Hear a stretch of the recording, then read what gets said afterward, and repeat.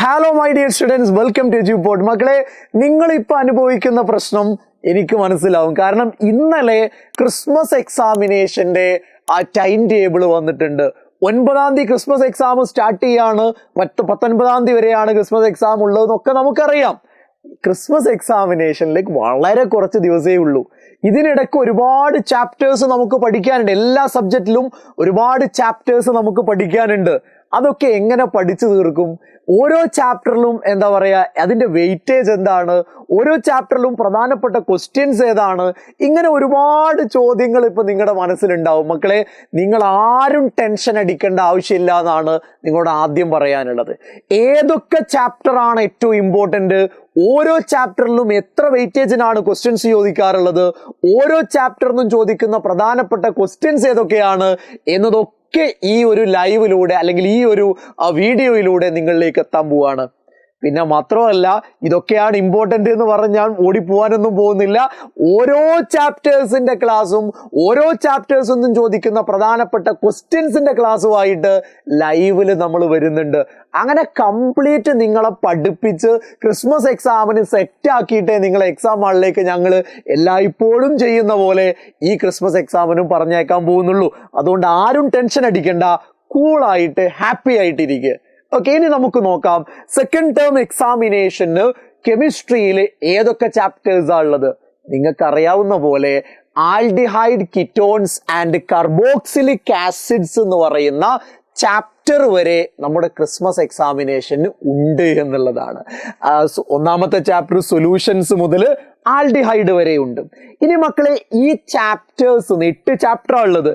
ഈ ചാപ്റ്റേഴ്സ് എത്ര വെയിറ്റേജിനാണ് ക്വസ്റ്റ്യൻസ് വരിക? നോക്കൂ, ഒരു 5 വർഷത്തെ ക്വസ്റ്റ്യൻ പേപ്പർ നമ്മൾ കൃത്യമായിട്ട് അനലൈസ് ചെയ്യുന്ന സമയത്ത് നമുക്ക് മനസ്സിലാക്കാൻ കഴിയുന്നത് മക്കളെ, സൊല്യൂഷൻസ് എന്ന് പറയുന്ന ചാപ്റ്ററിൽ നിന്ന് ഒരു ആവറേജ് ഒരു 4 to 5 മാർക്കിനാണ് എന്തുണ്ടാവുക, ക്വസ്റ്റ്യൻസ് ഉണ്ടാവുക. ഇത് ഇവിടെ 2022 14 മാർക്കിന് ചോദിച്ചിട്ടുണ്ട്. പക്ഷേ സൊല്യൂഷൻ എന്ന് പറയുന്നത് എന്താണ്, ഓണം എക്സാമിനുള്ള ഒരു ചാപ്റ്റർ ആയതുകൊണ്ട് തന്നെ ക്രിസ്മസ് എക്സാമിനേഷനിലേക്ക് വരുമ്പോൾ ആ ഒരു വെയിറ്റേജ് നമ്മൾ എക്സ്പെക്ട് ചെയ്യേണ്ടതില്ല. ഒരു 4 to 5 അല്ലെങ്കിൽ ഒരു 6 മാർക്കൊക്കെ നമ്മൾ എക്സ്പെക്ട് ചെയ്താൽ മതിയാവും. ഇനി മക്കളെ, ഇലക്ട്രോ കെമിസ്ട്രിയിലേക്ക് പോകുന്ന സമയത്ത് അവിടെയും നമ്മളൊരു 5 അല്ലെങ്കിൽ 6 അല്ലെങ്കിൽ ഒരു 7 മാർക്ക് നമുക്ക് അവിടെ എക്സ്പെക്ട് ചെയ്യാം. അതേസമയം കെമിക്കൽ കൈനറ്റിക്സിലോ സെയിം ആണ്, ഒരു 3 to 4 മാർക്സ് ആണ് നിങ്ങൾ അവിടെ എക്സ്പെക്ട് ചെയ്യേണ്ടത്. ഇനി മക്കളെ, DNF വന്നാലോ, DNF ഒരു 7 to 10 മാർക്ക് നിങ്ങൾക്ക് എന്ത് ചെയ്യാം, എക്സ്പെക്ട് ചെയ്യാം. ഒരു ആവറേജാണ് ഞാൻ പറയുന്നത്. ഒരു 7 to 10 മാർക്ക് നിങ്ങൾക്ക് അവിടെ എക്സ്പെക്ട് ചെയ്യാം. ഇനി ഇവിടുന്ന് അങ്ങോട്ടുള്ള ചാപ്റ്റേഴ്സ് നിങ്ങൾ നന്നായി ശ്രദ്ധിക്കണം. കാര്യം എന്താ വെച്ചാൽ, DNF വരെ ഓണം എക്സാമിന് നമ്മൾ പഠിച്ചെഴുതിയതാ. ഇവിടെ നിന്ന് അങ്ങോട്ടാണ് ശരിക്ക് ക്രിസ്മസ് എക്സാമിനുള്ള ടോപ്പിക്സ്. ചില സ്കൂളുകളിൽ കോർഡിനേഷൻ കോമ്പൗണ്ട്സും ഓണം എക്സാമിന് ഉണ്ടായിരുന്നു. അപ്പോൾ ഹാലോ മുതലായിരിക്കും ക്രിസ്മസ് എക്സാമിന് സീരിയസ് ആയിട്ട് പഠിക്കേണ്ടി വരിക. കാരണം ബാക്കിയുള്ള ചാപ്റ്റേഴ്സൊക്കെ ഏകദേശം നമുക്കറിയാം. ആ പഠിച്ച് മറന്നതൊക്കെ ഒന്ന് പൊടി തട്ടിയെടുക്കണം, ഒന്നുകൂടെ ക്വിക്കായി റിവൈസ് ചെയ്യണം എന്നുള്ള കേസ് മാത്രമേ ഉള്ളൂ. മക്കളെ, കോർഡിനേഷനിലേക്ക് വന്നാൽ ഒരു 8 മുതൽ ഒരു 12, 13, 14 മാർക്ക് വരെ നിങ്ങൾക്ക് എന്ത് ചെയ്യാവുന്നതാണ്, എക്സ്പെക്ട് ചെയ്യാവുന്നതാണ്. ഇനി ഹാലോ ആൽക്കെയിൻസ് ആദ്യത്തെ ഓർഗാനിക് ചാപ്റ്റർ ആ മക്കളെ. ഇവിടെ നിങ്ങളൊരു 8 മുതൽ 10 വരെ അല്ലെങ്കിൽ മാക്സിമം 12 വരെ മാർക്ക് നിങ്ങൾക്ക് എക്സ്പെക്ട് ചെയ്യാം. ഓക്കെ, ഇനി ആൽക്കഹോളില് ഒരു 13 മുതൽ 15 വരെ ആവറേജ് നമുക്ക് എന്ത് ചെയ്യാവുന്നതാണ്, മാർക്ക് എക്സ്പെക്ട് ചെയ്യാവുന്നതാണ്. ഏറ്റവും കൂടുതൽ എന്താ പറയുക, വെയിറ്റേജ് ഉള്ള ചാപ്റ്ററുകളിൽ പെട്ടതാണ് ആൽഡിഹൈഡ്. 12 മാർക്ക് വരെ നിങ്ങൾക്ക് എന്ത് ചെയ്യാം, അവിടെ എക്സ്പെക്ട് ചെയ്യാം. ഓക്കെ ആണല്ലോ. ഇതാണ് ചാപ്റ്ററിന്റെ വെയിറ്റേജ് എന്ന് പറയുന്നത്. നമ്മളൊരു 5 വർഷത്തെ ക്വസ്റ്റ്യൻ പേപ്പർ ബേസ് ചെയ്തിട്ടുണ്ടാക്കിയ ഡാറ്റയാണ്. ഒരു ആവറേജിലേ നമുക്ക് എന്ത് ചെയ്യാൻ പറ്റുള്ളൂ, പറയാൻ പറ്റുള്ളൂ. അപ്പൊ ഇങ്ങനെ ഒരു പാറ്റേണിലായിരിക്കും ഈ വർഷത്തെ സെക്കൻഡ് ടേം എക്സാമിനേഷന്റെ ക്വസ്റ്റ്യൻ പേപ്പർ ഉണ്ടാവുക. ഇനി മക്കളെ നോക്കൂ, ഓരോ ചാപ്റ്ററിലേക്കും പോയാലോ. നമുക്ക് ആദ്യം കോർഡിനേഷൻ കോമ്പൗണ്ട് എടുക്കാം. സർ, എന്താ ആദ്യം തന്നെ കോർഡിനേഷൻ കോമ്പൗണ്ട് എടുക്കുന്നത്? കാര്യം DNF വരെ നമ്മൾ എന്ത് ചെയ്തിട്ടുണ്ട് മക്കളെ, ഓണം എക്സാമിന് നന്നായി പഠിച്ചിട്ടുണ്ട്. ഇനി അതിനുശേഷമുള്ള ടോപ്പിക് എന്നുള്ള നിലക്കാണ് ആദ്യം കോർഡിനേഷൻ കോമ്പൗണ്ട് ഡിസ്കസ് ചെയ്യുന്നത്. ബാക്കിയുള്ളതൊക്കെ ഡിസ്കസ് ചെയ്യും. നോക്കൂ, കോർഡിനേഷൻ കോമ്പൗണ്ട്സിൽ പ്രധാനപ്പെട്ട ഏരിയ എന്ന് പറയുന്നത് ടേംസ് ആണ്. ടേംസ് ഡിസ്കസ് ചെയ്യുമ്പോൾ നോക്കടാ, ഇവിടെ ലിഗാൻഡുകൾ വരുന്നുണ്ട്. എക്സാമിന് ചോദിക്കാറുണ്ട്, എന്താ മോണോഡെൻഡേറ്റ് ലിഗാൻഡ്, ബൈഡെൻഡേറ്റ് ലിഗാൻഡ്, പോളിഡെൻഡേറ്റ് ലിഗാൻഡ്, അതിന്റെ എക്സാമ്പിൾ എന്താന്നൊക്കെ ചോദിക്കാറുണ്ട്. അപ്പൊ നമ്മൾ അത് നന്നായി പഠിച്ചു പോണം.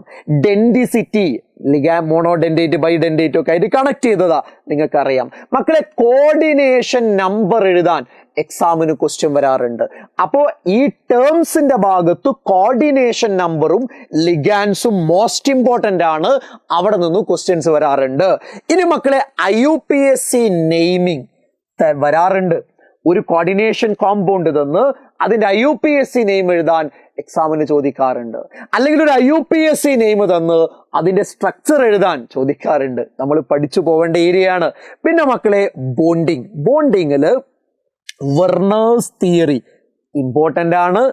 വാലൻസ് ബോണ്ട് തിയറി മോസ്റ്റ് ഇമ്പോർട്ടൻ്റ് ആണ്. ഒരു കോംപ്ലക്സ് തന്ന് വാലൻസ് ബോണ്ട് തിയറി പ്രകാരം അതിന്റെ ഷേപ്പ് പറയാൻ, ഹൈബ്രിഡൈസേഷൻ പറയാൻ, പാരാമാഗ്നറ്റിക് ആണോ ഡയാമാഗ്നറ്റിക് ആണോ എന്ന് പറയാൻ, ഇന്നർ ഓർബിറ്റൽ കോംപ്ലക്സ് ആണോ ഔട്ടർ ഓർബിറ്റൽ കോംപ്ലക്സ് ആണോ എന്ന് പറയാൻ, ലോ സ്പിൻ കോംപ്ലക്സ് ആണോ ഹൈ സ്പിൻ കോംപ്ലക്സ് ആണോ എന്ന് പറയാൻ ചോദിക്കാറുണ്ട്. നീറ്റായിട്ട് പഠിച്ചു പോകണം. ക്രിസ്റ്റൽ ഫീൽഡ് തിയറി മറ്റൊരു പ്രധാനപ്പെട്ട ഏരിയ ആണ്. ഒക്ടാഹിഡ്രൽ കോംപ്ലക്സിൽ എങ്ങനെയാണ് ക്രിസ്റ്റൽ ഫീൽഡ് സ്പ്ലിറ്റിംഗ് നടക്കുന്നത്, ടെട്രാഹിഡ്രൽ എങ്ങനെയാണ് നടക്കുന്നത്, അതിനെ ഇൻഫ്ലുവൻസ് ചെയ്യുന്ന ഫാക്ടേഴ്സ് എന്തൊക്കെയാണെന്നൊക്കെ നമ്മൾ എന്ത് ചെയ്യുക, പഠിച്ചു പോവുക. പിന്നെ മക്കളെ നോക്കൂ, ഐസോമറിസം ഇമ്പോർട്ടൻ്റ് ആണ്. അതില് സ്ട്രക്ചറൽ ഐസോമറിസവും സ്റ്റീരിയോ ഐസോമറിസവും ഉണ്ട്.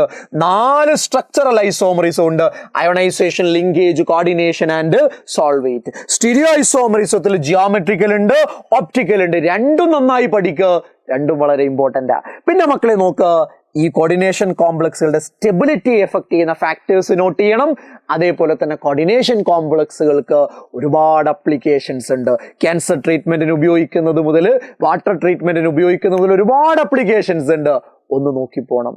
അപ്പൊ ഇതാണ് ഈ ചാപ്റ്ററിലുള്ള പ്രധാനപ്പെട്ട ടോപ്പിക്കുകൾ, പ്രധാനപ്പെട്ട ക്വസ്റ്റ്യൻസ് വരുന്ന ഏരിയാസ്. നല്ല നീറ്റായിട്ട് മക്കളെ പഠിക്കുക. ഓക്കെ, പിന്നെ നോക്കടാ, ഇതിന്റെ ഒക്കെ ലൈവ് വരുന്നുണ്ട് കേട്ടോ. ഒക്കെ ലൈവില് നിങ്ങളെ ഞാൻ പഠിപ്പിക്കും, ടെൻഷൻ അടിക്കേണ്ട കാര്യമില്ല. പക്ഷെ ഒന്ന് സൂചിപ്പിച്ചു എന്നേ ഉള്ളൂ. ആദ്യം തന്നെ നിങ്ങൾക്ക് നോക്കാവുന്ന കാര്യങ്ങളാണ് എങ്കിൽ നിങ്ങൾക്ക് സ്വയമായിട്ട് നോക്കാവുന്നതാണ്. റെഡി? അടുത്തത് നോക്കടാ, haloalkanes and haloarenes. Simple chapter. ഇവിടെ ക്ലാസിഫിക്കേഷന്റെ ഭാഗത്തുനിന്ന് എന്താ പറയാ, benzylic, allylic, primary, secondary, tertiary, അതൊക്കെ ഒന്ന് നോക്കി വെക്കുക. പിന്നെ നോമൻക്ലേച്ചർ അത്ര ഇമ്പോർട്ടൻ്റ് അല്ല, പക്ഷെ പ്രിപ്പറേഷൻസ് വളരെ ഇമ്പോർട്ടൻ്റ് ആണ്. ഹാലോ ആൽക്കെയിൻസ് നമ്മൾ ആൽക്കെയിൻ പ്രിപ്പയർ ചെയ്യുന്നുണ്ട്, ആൽക്കീൻ പ്രിപ്പയർ ചെയ്യുന്നുണ്ട്, ആൽക്കഹോൾ പ്രിപ്പയർ ചെയ്യുന്നുണ്ട്. അയോൺ എക്സ്ചേഞ്ച് മെത്തേഡ് വഴി ഫിംഗൽസ്റ്റീൻ റിയാക്ഷനും സ്വാർട്സ് റിയാക്ഷനും ഉണ്ട്, മറക്കരുത്.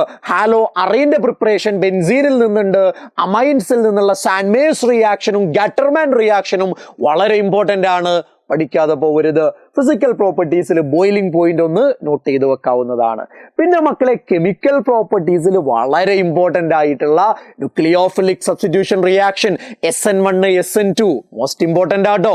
അതേപോലെ തന്നെ എലിമിനേഷൻ റിയാക്ഷൻ, ഡീഹൈഡ്രോ ഹാലോജനേഷൻ എന്ന് പറയുന്നത്, അവിടെ സെയ്റ്റ്സഫ് റൂള്, റിയാക്ഷൻ വിത്ത് മെറ്റൽസിൽ വൂഡ്സ് റിയാക്ഷനും ഫിറ്റിക് റിയാക്ഷനും വൂഡ്സ് ഫിറ്റിക് റിയാക്ഷനും പിന്നെ ഗ്രിഗ്നാർഡ് റിയേജന്റിന്റെ പ്രിപ്പറേഷനും ഒക്കെ എന്താ ഇമ്പോർട്ടൻ്റാ. പിന്നെ മക്കളെ, ഇലക്ട്രോഫിലിക് സബ്സ്റ്റിറ്റ്യൂഷൻ റിയാക്ഷൻ നോട്ട് ചെയ്ത് വെക്കണം. പിന്നെ പോളിഹാലജൻ കോമ്പൗണ്ട്സ് ഇമ്പോർട്ടൻ്റ് ആണ്. അതിൽ തന്നെ ക്ലോറോഫോം ഡ്രൈ കണ്ടീഷനിൽ അപ് ടു ദി നെക്ക് വരെ ഫില്ല് ചെയ്ത് സ്റ്റോർ ചെയ്യുന്നത് എന്തിനാണ് എന്നുള്ളത് ഇമ്പോർട്ടൻ്റ് ആയിട്ടുള്ള ക്വസ്റ്റ്യൻ ആണ്. ഓക്കെ, ഇതാണ് ഈ ചാപ്റ്ററിലെ പ്രധാനപ്പെട്ട ടോപ്പിക്കുകൾ, പ്രധാനപ്പെട്ട ക്വസ്റ്റ്യൻസ്. ഇത് ജസ്റ്റ് ഒരു ഓവറോൾ ഐഡിയ നൽകാൻ വേണ്ടിയിട്ടാണ് മക്കളെ ഇങ്ങനെ പറയുന്നത്. ഇത് പറഞ്ഞ് ഓടി പോകുന്നില്ല ഞങ്ങള്. ഓരോ ചാപ്റ്ററിന്റെയും ഡീറ്റെയിൽഡ് ക്ലാസ് വരുന്നുണ്ട്, കൃത്യമായി ഫോളോ ചെയ്യണമെന്ന് മാത്രമേ ഉള്ളൂ. ആൽക്കഹോളിലേക്ക് എത്തിയാൽ ഹാലോല് പറഞ്ഞ പോലെ തന്നെയുള്ള ക്ലാസിഫിക്കേഷൻ ഇവിടെയുണ്ട്. പിന്നെ പ്രിപ്പറേഷൻ തന്നെയാണ് മക്കളെ ഇവിടെയും ഇമ്പോർട്ടൻ്റ് ആയിട്ടുള്ളത്. ആൽക്കഹോൾസ് നമ്മൾ എവിടുന്ന് പ്രിപ്പയർ ചെയ്യുന്നുണ്ട്? ആൽക്കഹോൾസ് എവിടുന്ന് പ്രിപ്പയർ ചെയ്യുന്നുണ്ട്? ആൽക്കെയിൻ പ്രിപ്പയർ ചെയ്യുന്നുണ്ട്. ഓർമ്മയില്ലേ നിങ്ങൾക്ക്? ആൽക്കീൻ പ്രിപ്പയർ ചെയ്യുന്നത് ഓർമ്മയില്ലേ? എന്താ പറയാ, നമ്മുടെ ആസിഡ് കാറ്റലൈസ്ഡ് ഹൈഡ്രേഷൻ വരുന്നുണ്ട്. അതേപോലെ ഹൈഡ്രോബോറേഷൻ ഓക്സിഡേഷൻ വരുന്നുണ്ട്. ആൽഡിഹൈഡിൽ നിന്നും കീറ്റോണിൽ നിന്നും റിഡക്ഷൻ വഴി പ്രിപ്പയർ ചെയ്യുന്നുണ്ട്. ഗ്രിഗ്നാർഡ് റിയേജന്റ് ഉപയോഗിച്ച് പ്രിപ്പയർ ചെയ്യുന്നുണ്ട്. എസ്റ്ററിൽ നിന്ന് പ്രിപ്പയർ ചെയ്യുന്നുണ്ട്. അതൊക്കെ മക്കളൊന്ന് നോട്ട് ചെയ്ത് വെക്കുക. ഫിനോളിന്റെ പ്രിപ്പറേഷൻ 4 അല്ലേടാ പറഞ്ഞേ. ഒന്ന് നമ്മൾ ക്ലോറോ ബെൻസീൻ പ്രിപ്പയർ ചെയ്യുന്നുണ്ട്, ബെൻസീൻ സൾഫോണിക് ആസിഡ് എന്ന് പ്രിപ്പയർ ചെയ്യുന്നുണ്ട്, അതേപോലെ തന്നെ ക്യുമീൻ എന്ന് പ്രിപ്പയർ ചെയ്യുന്നുണ്ട്, ബെൻസീൻ ഡൈസോണിയം സാൾട്ട് എന്ന് പ്രിപ്പയർ ചെയ്യുന്നുണ്ട്. നോട്ട് ചെയ്ത് വെക്കുക. പിന്നെ ഫിസിക്കൽ പ്രോപ്പർട്ടിയിൽ ബോയിലിംഗ് പോയിന്റ് തന്നെയാണ് ഇമ്പോർട്ടൻ്റ് ആയിട്ടുള്ളത്. കെമിക്കൽ പ്രോപ്പർട്ടീസിൽ ഒരുപാട് പ്രധാനപ്പെട്ട പ്രോപ്പർട്ടീസ്, OH ബോണ്ട് ബ്രേക്ക് ചെയ്യുന്ന റിയാക്ഷൻസ് വരുന്നുണ്ട്, കാർബൺ ഓക്സിജൻ ബോണ്ട് ബ്രേക്ക് ചെയ്യുന്ന റിയാക്ഷൻസ് വരുന്നുണ്ട്, അതിൽ ലുക്കാസ് ടെസ്റ്റ് വരുന്നുണ്ട്, എസ്റ്ററിഫിക്കേഷൻ വരുന്നുണ്ട്, അതേപോലെ തന്നെ എന്താ പറയുക റിയാക്ഷൻ വിത്ത് മെറ്റൽസ് വരുന്നുണ്ട്, അസിഡിക് നേച്ചർ വരുന്നുണ്ട്, റെയ്മർ ടീമാൻ റിയാക്ഷൻ വരുന്നുണ്ട്, കോൾബ്സ് റിയാക്ഷൻ വരുന്നുണ്ട്, ആസ്പിരിന്റെ പ്രിപ്പറേഷൻ വരുന്നുണ്ട്, ഫിനോളിന്റെ ഓക്സിഡേഷൻ വരുന്നുണ്ട്. അങ്ങനെ ഒരുപാട് റിയാക്ഷൻസ് ഉണ്ട്. മക്കളെ നന്നായി പഠിക്കണം. പിന്നെ മക്കളെ നോക്കൂ, കൊമേഴ്ഷ്യലി ഇമ്പോർട്ടൻ്റ് ആയിട്ടുള്ള മെത്തനോളും നമ്മൾ നന്നായി പഠിക്കേണ്ടതാണ്.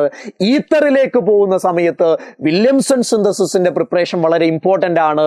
അതേപോലെ തന്നെ ഈത്തറിന്റെ റിയാക്ഷൻസും നന്നായി പഠിക്കേണ്ടതാണ്.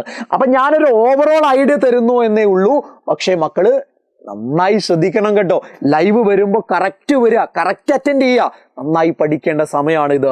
ഇനി ആൽഡിഹൈഡ് കീറ്റോണിലേക്ക് പോയി കഴിഞ്ഞാൽ ക്ലാസിഫിക്കേഷനേക്കാളും നെയിമിങ്ങിനേക്കാളും ഒക്കെ ഇമ്പോർട്ടൻ്റ് ആയിട്ടുള്ളത് ആൽഡിഹൈഡിന്റെ പ്രിപ്പറേഷൻസ് ആണ്. അവിടെ ആൽഡിഹൈഡിന്റെയും കീറ്റോണിന്റെയും കോമൺ പ്രിപ്പറേഷൻസ് ഉണ്ട്. ആൽഡിഹൈഡിന്റെ മാത്രം പ്രിപ്പറേഷൻ വരുന്ന റോസൻമണ്ട് റിഡക്ഷനും സ്റ്റീഫൻസ് റിഡക്ഷനും, അതിൽ തന്നെ ഡിബാലിച്ച് ഉപയോഗിച്ചുള്ള പ്രിപ്പറേഷനും, ഇറ്റാഡ് റിയാക്ഷനും, സൈഡ് ചെയിൻ ക്ലോറിനേഷനും, ഗാറ്റർമാൻ കോച്ച് റിയാക്ഷനും, ക്രോമൈൽ ക്ലോറൈഡ് ഉപയോഗിച്ചുള്ള പ്രിപ്പറേഷൻ ഒക്കെ ഇമ്പോർട്ടൻ്റ് ആണ്, പഠിക്കണം. അതേപോലെ കീറ്റോണിന്റെ പ്രിപ്പറേഷനും നന്നായി പഠിക്കണം. അവരുടെ കെമിക്കൽ റിയാക്ഷൻസ് ആ മക്കളെ ഫിസിക്കലിനേക്കാൾ ഇമ്പോർട്ടൻ്റ് ആയിട്ടുള്ളത്. ഒരുപാട് റിയാക്ഷൻസ് അവിടെ വരുന്നുണ്ട് അല്ലേ. ഏതൊക്കെ റിയാക്ഷൻസ് ഉണ്ട്? ഓക്സിഡേഷൻ ഉണ്ട്, റിഡക്ഷൻ ഉണ്ട്, അതേപോലെ തന്നെ എന്താ പറയുക റിഡക്ഷനിൽ ക്ലെമൻസൻസ് റിഡക്ഷനും വോൾഫ്കിർഷ്ണൻ റിഡക്ഷനും ഉണ്ട്, അതേപോലെ തന്നെ അൽഡോൾ കണ്ടൻസേഷനും കാനിസാറോ റിയാക്ഷനും ഹാലോഫോം റിയാക്ഷനും ഒക്കെ വരുന്നുണ്ട്. ഇമ്പോർട്ടൻ്റ് ഏരിയ ആണ്. പിന്നെ എന്താ പറയുക കാർബോക്സിലിക് ആസിഡിലും പ്രിപ്പറേഷൻ ഇമ്പോർട്ടൻ്റ് ആണ്. കെമിക്കൽ റിയാക്ഷൻസിൽ HVZ റിയാക്ഷനും അതേപോലെ എസ്റ്ററിഫിക്കേഷനും ഒക്കെ വളരെ ഇമ്പോർട്ടൻ്റ് ഏരിയ ആണ്. അസിഡിറ്റി ഇമ്പോർട്ടൻ്റ് ഏരിയ ആണ്, നന്നായി പഠിക്കേണ്ടതാണ്. ഇതാണ് ഓണം എക്സാമിന് ശേഷമുള്ള ചാപ്റ്ററിൽ ഏറ്റവും പ്രധാനപ്പെട്ട ടോപ്പിക്കുകൾ. ഇനി അതിൻ്റെ മുന്നേ ഉള്ള സൊല്യൂഷൻ്റെ കാര്യം നമ്മൾ ഓണം എക്സാമിന് പറഞ്ഞതല്ലേടാ, അത് തന്നെയുള്ളൂ, വേറൊന്നുമില്ല. ഓണം എക്സാമിന് നമ്മൾ പറഞ്ഞ കാര്യമാണ്. കോൺസെൻട്രേഷൻ ടേം ഉണ്ട്, അതേപോലെ ഹെൻറീസ് ലോയും അതിൻ്റെ അപ്ലിക്കേഷനും ഉണ്ട്, റൗൾസ് ലോ ഉണ്ട്, റൗൾസ് ലോ ബേസ് ചെയ്ത ഐഡിയലും നോൺ ഐഡിയലും ഉണ്ട്, അസിയോട്രോപ്പ് ഉണ്ട്, 4 കൊളിഗേറ്റീവ് പ്രോപ്പർട്ടി ഉണ്ട്, അബ്നോർമൽ മോളാർ മാസുമായി ബന്ധപ്പെട്ട വാൻഡോ ഫാക്ടർ, അവിടെ നമ്മൾ പറഞ്ഞതും പഠിപ്പിച്ചതും നമ്മൾ റിവിഷൻ നടത്തിയതുമാണ്. അത് ഒന്നുകൂടെ നമ്മൾ നടത്തും, വേറൊന്നുമില്ല. പിന്നെ ഇലക്ട്രോ കെമിസ്ട്രിയിൽ ഇലക്ട്രോകെമിക്കൽ സെൽ, ഗാൽവനിക് സെൽ ഉണ്ട്, റെപ്രസെൻറ്റേഷൻ ഓഫ് സെൽ ഉണ്ട്, സ്റ്റാൻഡേർഡ് ഹൈഡ്രജൻ ഇലക്ട്രോഡ് ഉണ്ട്, നേൺസ്റ്റ് ഇക്വേഷന്റെ വ്യത്യസ്ത രൂപങ്ങളുണ്ട്, കണ്ടക്ടിവിറ്റി പഠിക്കാനുണ്ട്, അതേപോലെ തന്നെ ഇലക്ട്രോളിസിസും ഇലക്ട്രോളിറ്റിക് സെല്ലും ഉണ്ട്, ഫാരഡേന്റെ 2 ലോസ് ഉണ്ട്, ബാറ്ററീസിൽ പ്രൈമറിയും സെക്കൻഡറിയും ഉണ്ട്, കൊറോഷൻ ഉണ്ട്. ഇതൊക്കെ നമ്മൾ പഠിക്കേണ്ടതാ.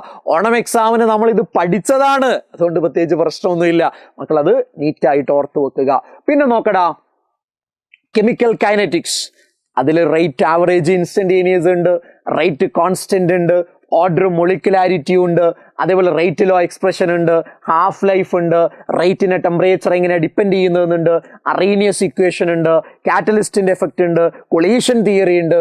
പഠിച്ചിരിക്കേണ്ട സാധനമാണ്.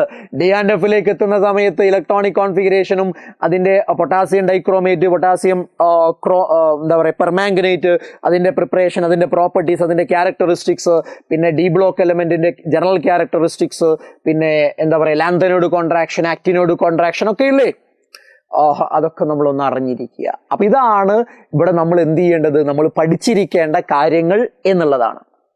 ഓക്കെ ആണല്ലോ പറഞ്ഞ്. അപ്പൊ മക്കളെ, നിങ്ങളോട് എനിക്ക് ഫൈനലായിട്ടൊരു കാര്യം സൂചിപ്പിക്കാനുള്ളത്, ഇതൊക്കെയാണ് ഇമ്പോർട്ടൻ്റ്, ഇവിടെ നിന്നൊക്കെയാണ് ക്വസ്റ്റ്യൻ വരിക എന്ന് പറഞ്ഞ് നമ്മൾ വൈൻഡപ്പ് ചെയ്യുന്നില്ല. പിന്നെ നമ്മൾ എന്താ ചെയ്യുന്നത്? നമ്മൾ ചെയ്യുന്നത് ഇത്രയേ ഉള്ളൂ. നിങ്ങൾ എന്ത് ചെയ്യുക, നിങ്ങൾക്ക് അറിയുന്ന കാര്യങ്ങളൊക്കെ ഒന്ന് റിവൈസ് ചെയ്യുക. പിന്നെ ഉടനെ നമ്മുടെ ക്രിസ്മസ് എക്സാമിന്റെ ഷെഡ്യൂൾ നിങ്ങളുടെ മുന്നിലേക്ക് വന്നിട്ടുണ്ട്. ഇനി അപ്ഡേറ്റഡ് വേർഷൻ വരുന്നുണ്ട്. ഏതൊക്കെ ചാപ്റ്റേഴ്സ് ആണോ മക്കളെ ക്രിസ്മസിനുള്ളത്, എല്ലാ ചാപ്റ്റേഴ്സും നിങ്ങൾക്ക് ഞങ്ങൾ പഠിപ്പിച്ചു തരും, നിങ്ങൾക്ക് ഞങ്ങൾ പറഞ്ഞു തരും. കറക്റ്റായിട്ടൊന്ന് ഫോളോ ചെയ്താൽ മതി, ടെൻഷൻ ആവേണ്ട കാര്യമില്ല.